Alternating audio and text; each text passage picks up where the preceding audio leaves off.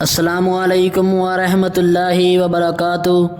ناظرین، آپ دیکھ رہے ہیں زین مدنی اسلامک چینل اور میں ہوں آپ کا میزبان محمد زین مدنی۔ ناظرین، جیسا کہ آپ کو معلوم ہے کہ ہم ریاض الصالحین ریکارڈ کر رہے ہیں۔ آج ہم ریاض الصالحین کی حدیث نمبر 72 ریکارڈ کریں گے۔ آپ سے التماس ہے کہ ہمارے چینل کو سبسکرائب کریں، لائک کریں، شیئر کریں، بیل آئیکن پہ کلک کریں تاکہ ہر آنے والی نئی ویڈیو آپ تک پہنچ سکے۔ بسم اللہ الرحمن الرحیم۔ ریاض الصالحین جلد اول، باب نمبر 6، باب التقوی، حدیث نمبر 72۔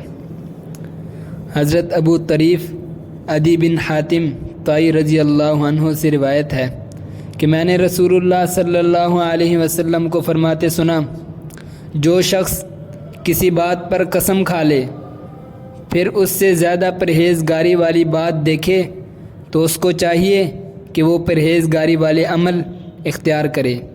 اس کو صحیح مسلم نے روایت کیا ہے۔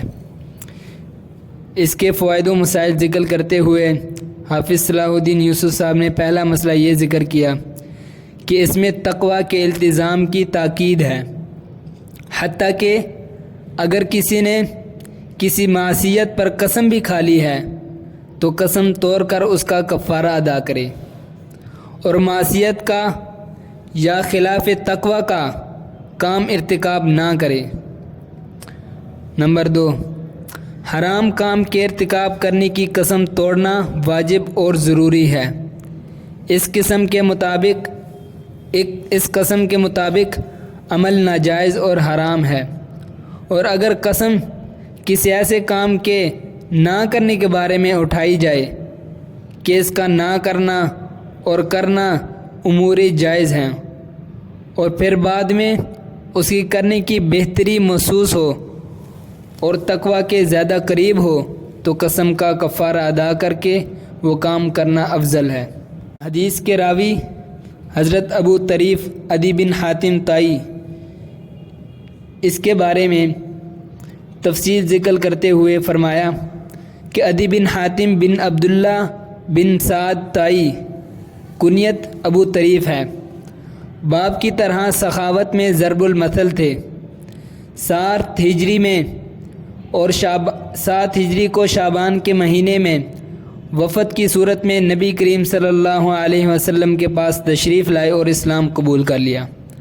جب قبائل کوہستان اور دیگر نے ارتداد کا اعلان کیا اور ادائے زکوٰۃ سے منکر ہوئے، اس وقت بھی یہ ثابت قدم رہے اور حضرت ابو بکر صدیق رضی اللہ عنہ کے پاس سب سے پہلی زکوٰۃ عدی بن حاتم طائی اور ان کی قوم کی پہنچی تھی۔